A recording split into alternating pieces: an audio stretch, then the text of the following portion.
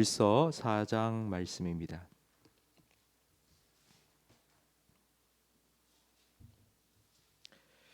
요한 1서 4장 7절부터 10절까지 한 절씩 교독하겠습니다.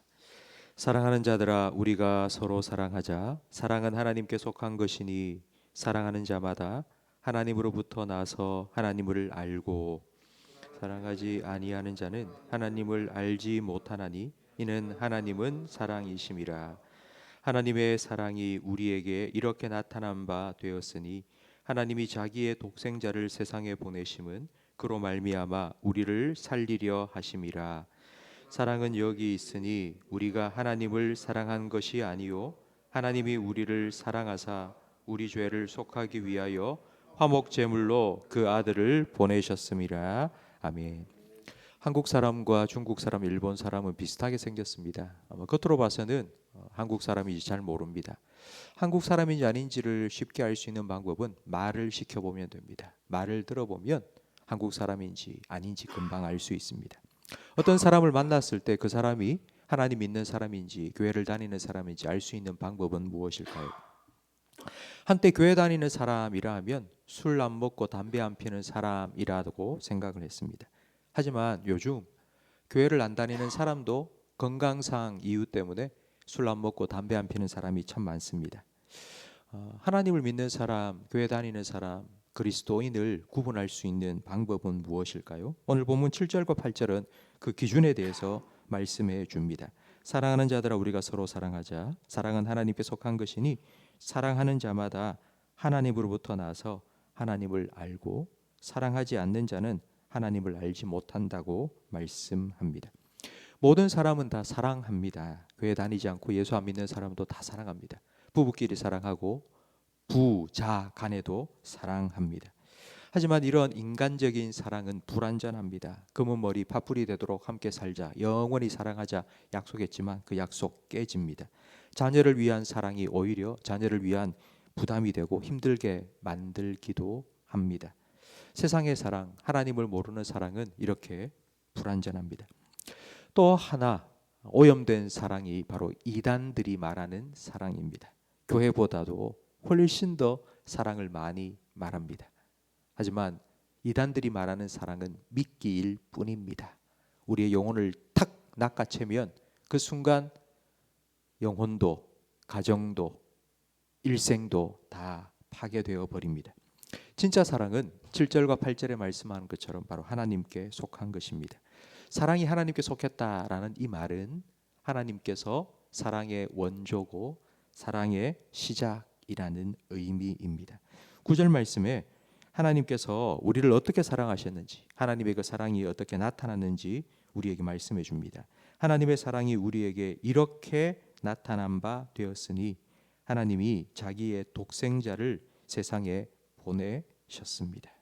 그 이유는 우리를 살리기 위해서입니다. 10절 말씀에 왜 하나님께서 아들을 세상에 보내셨는지를 설명해 줍니다. 사랑은 여기 있으니 우리가 하나님을 사랑한 것이 아니요 하나님이 우리를 사랑하사 우리 죄를 속하기 위하여 화목 제물로 그 아들을 보내셨습니다.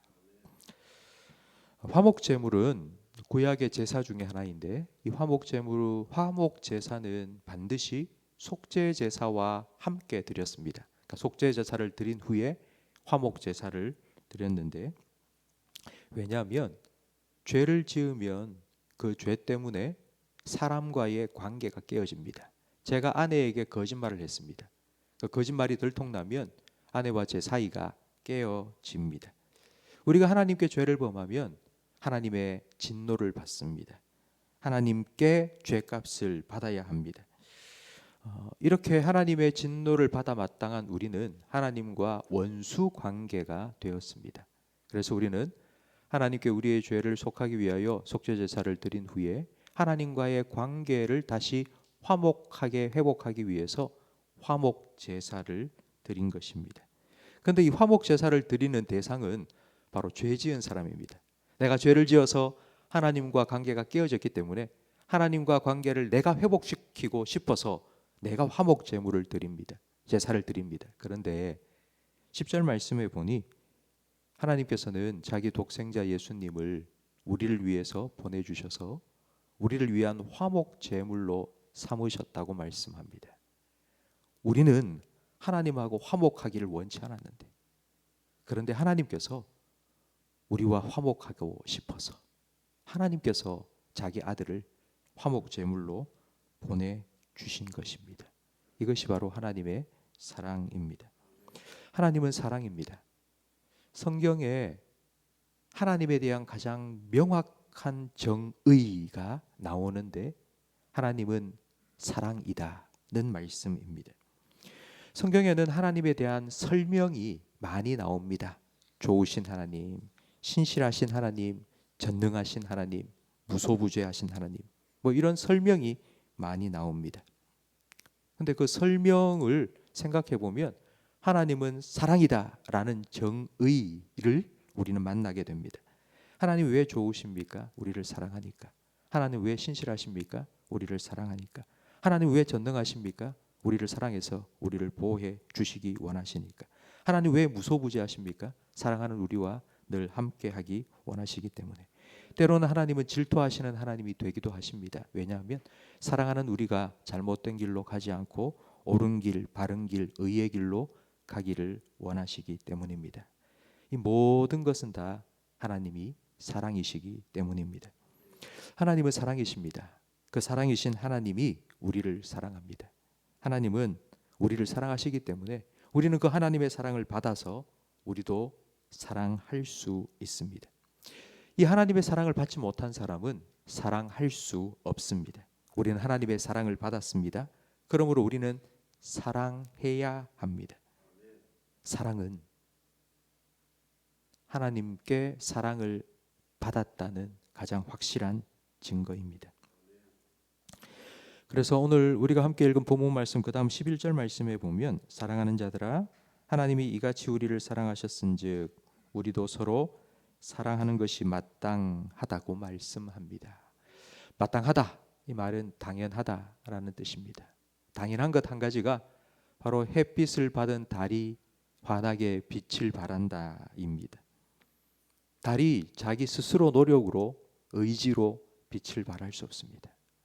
햇빛이 비치기 때문에 달은 빛을 냅니다. 내 노력과 내 의지로 되는 것이 아니라 햇빛을 받았기 때문에 되는 것입니다. 그런데 달 뒷면, 햇빛을 받지 못하는 달의 뒷면은 영하 170도까지 뚝 떨어집니다. 성도 여러분, 혹시 여러분 마음속에 누군가 미워하고 있지 않습니까? 공한 마음을 계속 품고 계시진 않습니까? 그 사람이 그냥 얼굴만 봐도 싫고 그냥 말도 섞기도 싫고 시기와 질투가 막 보고만 있어도 막 마음속에 솟아나서 정말 막 뒤집혀질 것 같은 그런 사람이 혹시 여러분에게 있지 않습니까? 그런 사람한테 여러분 용서해라, 뭐 사랑해라, 백날 천날 말해도 안 됩니다. 그냥 그 사람 앞에서 그 사람을 보면서 내가 이 사람 용서해야지, 내가 이 사람을 그래도 사랑해야지 이렇게 생각하고 다짐해도 못합니다. 안 됩니다. 정말 안 되는, 사랑할 수 없는, 미워할 수밖에 없는 그런 사람이 혹시 있다면 그 사람 생각하지 말고 하나님 생각하십시오. 십자가 앞에 나아가십시오. 햇빛을 받아야지, 햇빛을 받아야지 빛을 발할 수 있습니다. 하나님의 사랑의 확증인 예수 그리스도의 십자가 앞에 서십시오. 그 예수님께서 나를 어떻게 사랑하셨는지, 나를 어떻게 용서해 주셨는지 여러분 그 사랑을 다시 한번 깨달으십시오. 그렇지 않으면 사랑할 수 없습니다. 내 의지로, 내 능력으로, 내 결심으로 절대로 용서하고 사랑할 수 없습니다. 성도 여러분, 하나님 우리를 사랑하셨습니다. 우리는 그 사랑을 받았습니다. 그렇기 때문에 하나님의 사랑을 받은 우리에게 너희가 서로 사랑하는 것이 마땅하다고 우리에게 말씀하십니다. 성도 여러분, 오늘은 성탄절입니다. 예수님께서 나를 위하여 화목 제물이 되시기 위하여 이 땅에 오신 날입니다. 오늘 성탄절 하나님의 사랑, 십자가의 사랑 다시 한번 여러분 마음속에 기억하시고 그 사랑으로 사랑할 수 있기를 주님 이름으로 축원합니다. 기도하겠습니다. 하나님 아버지, 하나밖에 없는 외아들 예수님을 이 땅에 보내어 주시고 우리를 위하여 십자가 위에 내어 주심으로 우리를 향한 하나님의 사랑을 확증하여 주셔서 감사합니다. 늘 듣고 늘 알고 있다고 생각해서 얼렁뚱땅 그냥 넘어가 버리는 이 사랑을 오늘 성탄절 다시 한번 깊이 마음에 새기게 해 주시옵소서.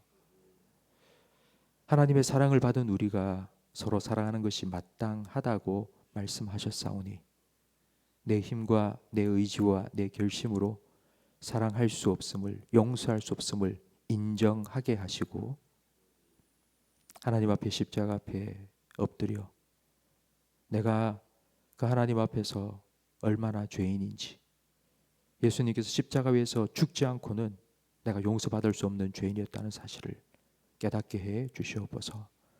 그렇게 하나님께로부터 받은 사랑을 조금이나마 우리 이웃들에게, 우리 가족들에게 보여주고 나타낼 수 있는 하나님의 자녀들로 살아가게 해 주시옵소서.